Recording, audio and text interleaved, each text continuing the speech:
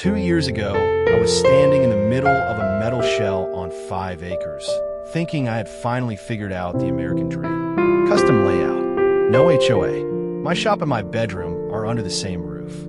I had planned it for 3 years, saved for 4. And then the insurance company said no. Then the bank said no. Then the county said, wait, you want to live in that? I lost $60,000 in 18 months of my life before I finally walked away from my barndominium dream. And today I'm going to tell you every single thing that went wrong, so you do not make the same mistakes I did. Nobody on YouTube told me the full truth. I'm going to be that person for you. Before we get into all of it, and there's a lot to get into, do me a quick favor. Hit that subscribe button right now because I'm building out a full series on rural home building, honest costs, and what nobody tells you before you break ground. Drop a comment below. Just say Barndo if you're currently thinking about building one, or Farmhouse if you've already made the switch. I want to know where you are at. All right, let's get into the story. How it all started.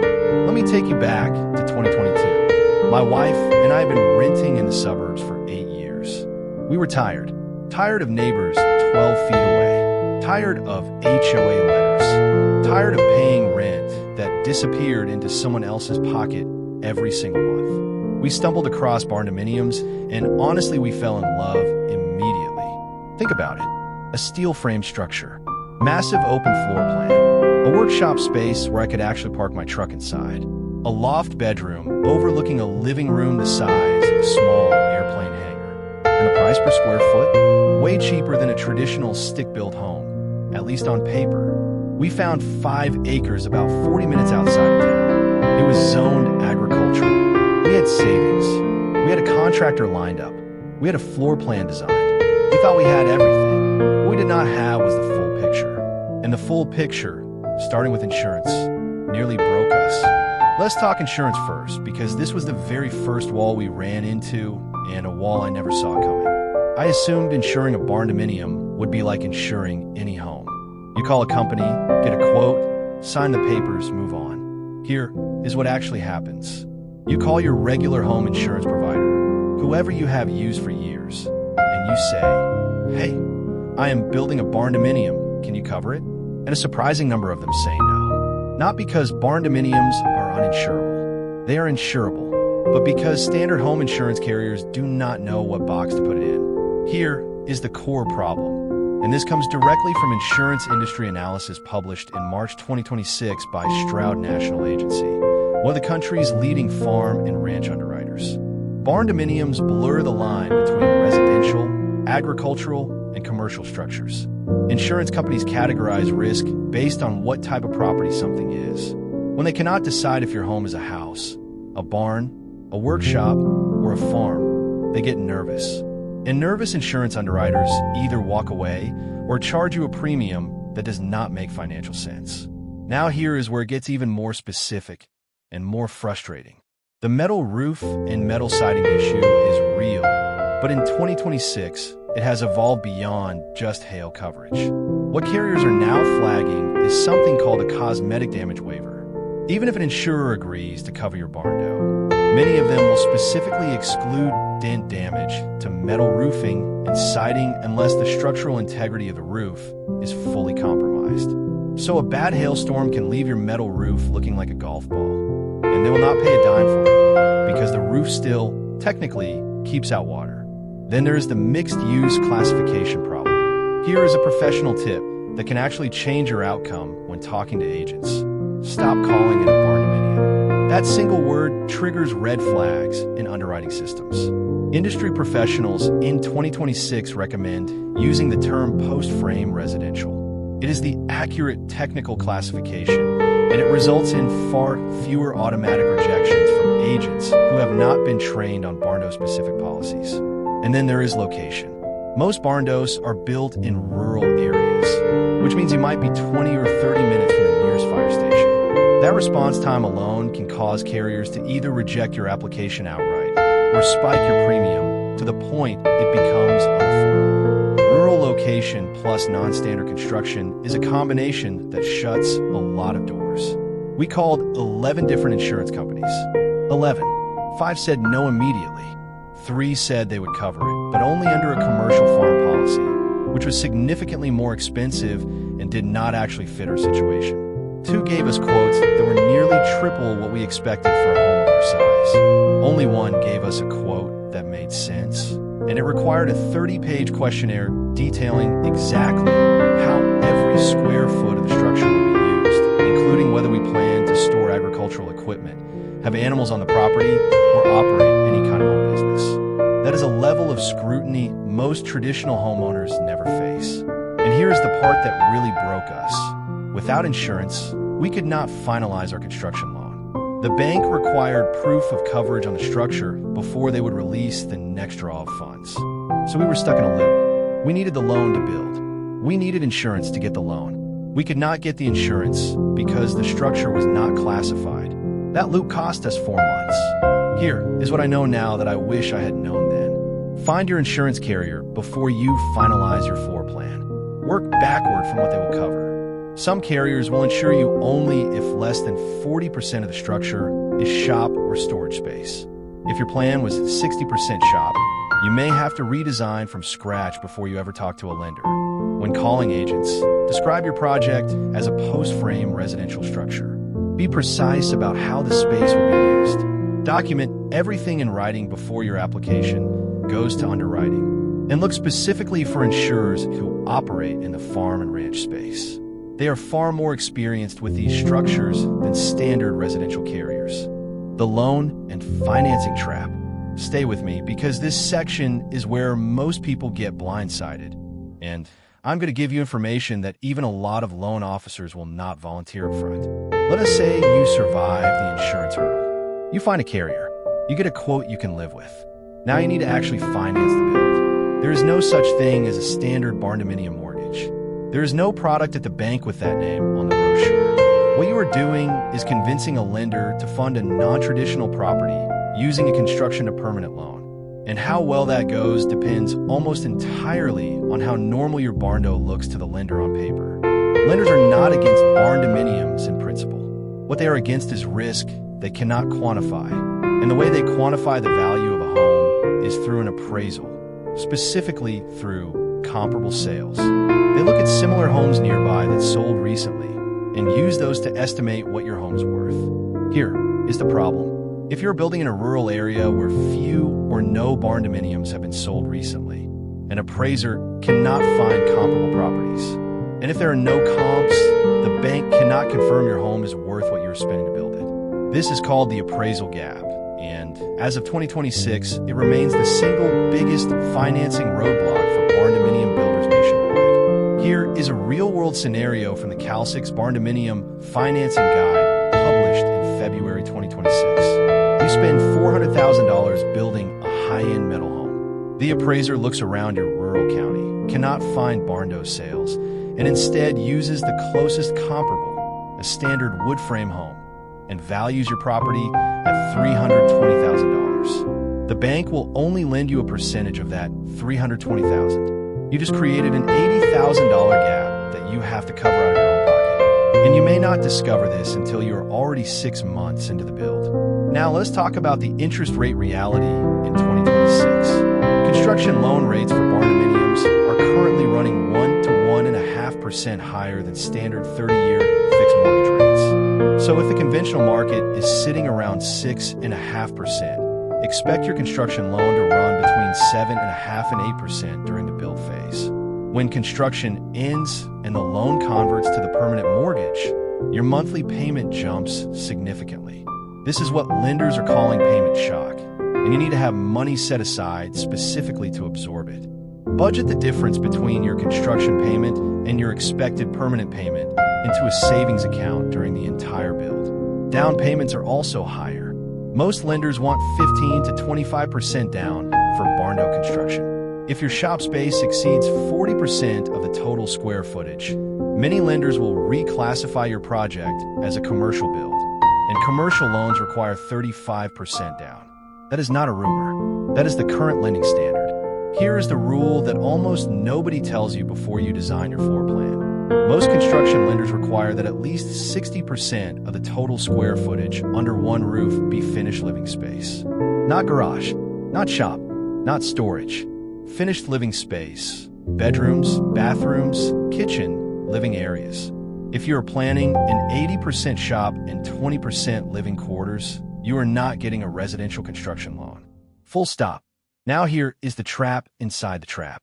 During the construction phase, the lender will re-verify your income and your credit before converting your construction loan to a permanent mortgage.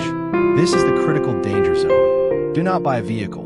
Do not open a new credit card. Do not take on any new debt whatsoever during your build. Even if you have been approved for the construction phase, a meaningful change in your debt-to-income ratio can cause the bank to deny the permanent mortgage conversion. If that happens, you are left holding a massive construction debt with no mortgage to replace it, and the bank can demand it back immediately.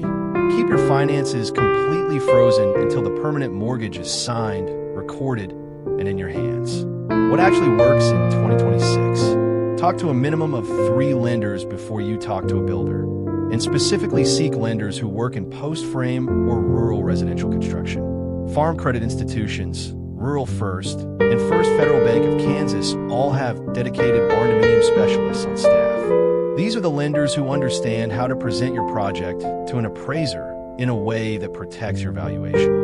Provide your lender with a complete spec sheet up front, engineered structural plans, builder credentials, energy efficiency documentation, and any Barndo comparable sales data you can locate in your county. The more residential your project looks on paper, the better your loan terms will be. The zoning and permit shock. All right, insurance handled, loans covered. Now let us talk about the thing that finally finished us off, and the Part 1C, the least honest coverage of anywhere online. Zoning and permits.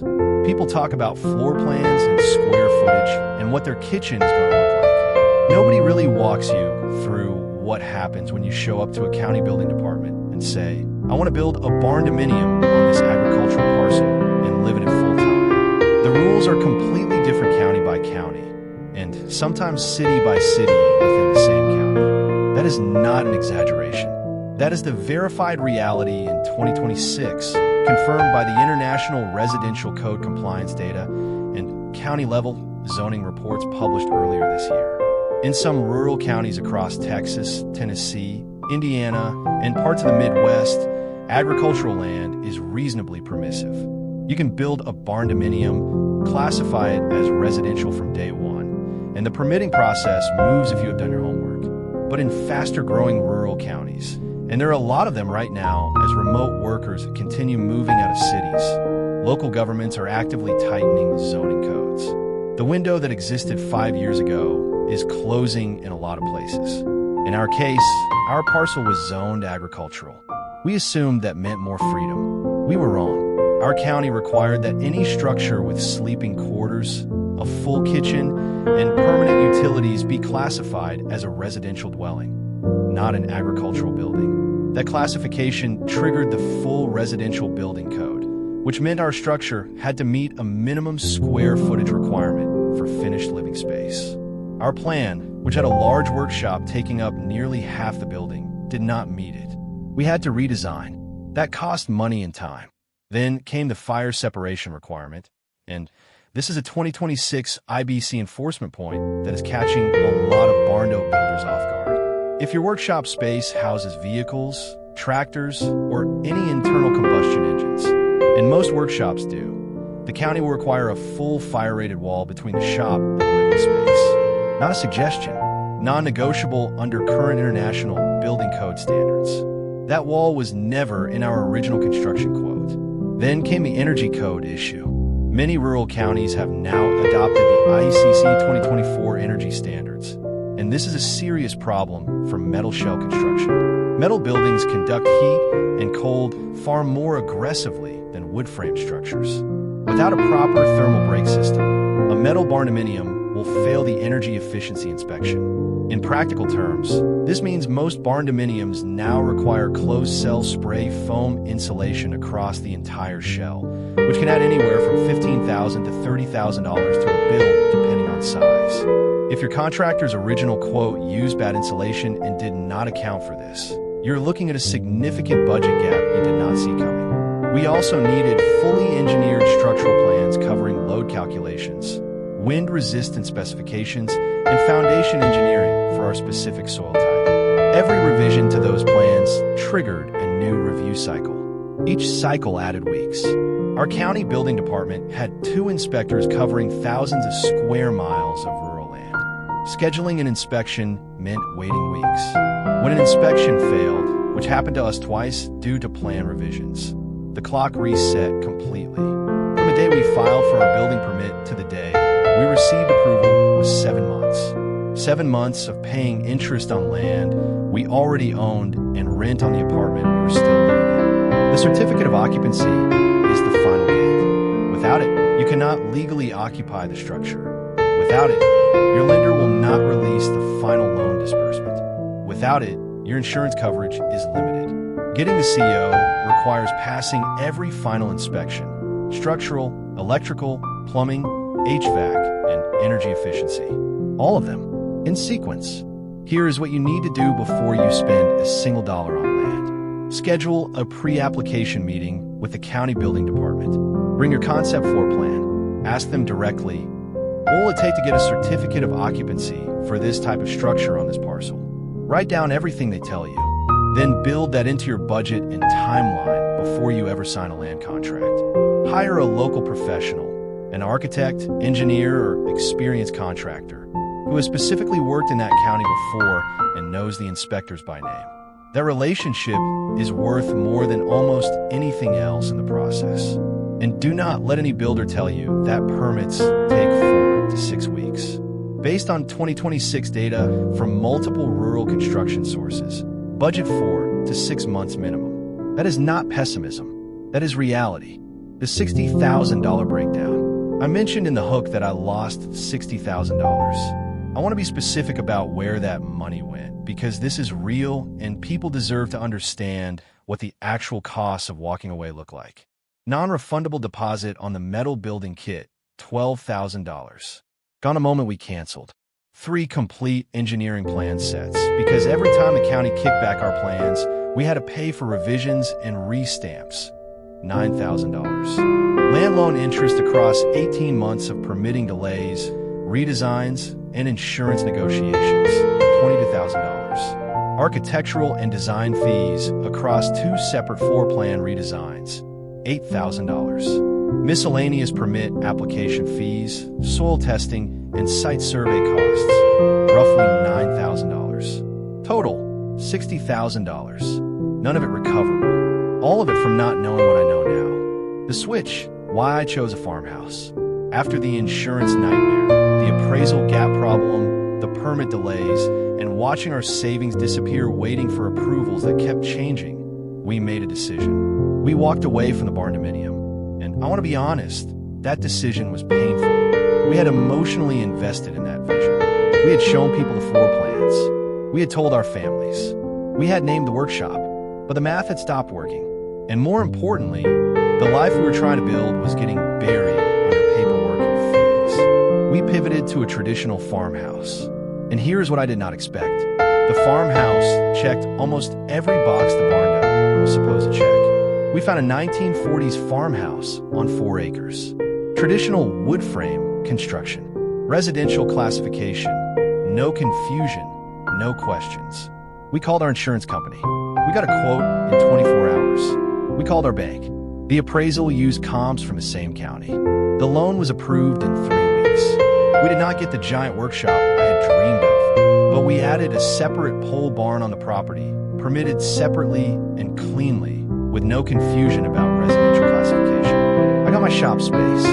We got our home. Both structures were easy for lenders and insurers to understand because they are exactly what they look like. This is what rural housing consultants across the country are calling the smartest move of 2026 for people who want land, a home, and a workshop.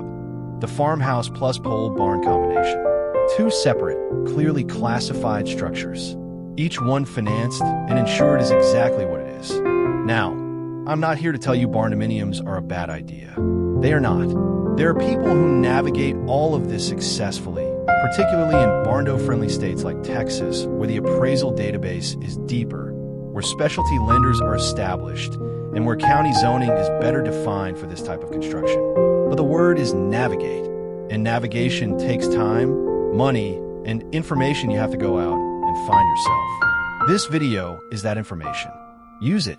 All right, here is the rapid-fire checklist for anyone seriously considering a barndominium in 2026. 1. Find your insurance carrier before you design your floor plan. Ask specifically about restrictions on mixed-use structures and metal construction. When calling agents, use the term post-frame residential, not barndominium. It will get you further faster. 2. Talk to a Barndo experienced lender before you talk to a builder. Understand the appraisal gap risk in your specific county. Know your down payment requirement before you commit to anything. 3. Know the 60% rule. At least 60% of your total square footage must be finished living space, or most residential lenders will not touch your project. Design your floor plan around that number from day one. 4. Keep your finances completely frozen during the build. No new loans, no new vehicles, no new credit cards.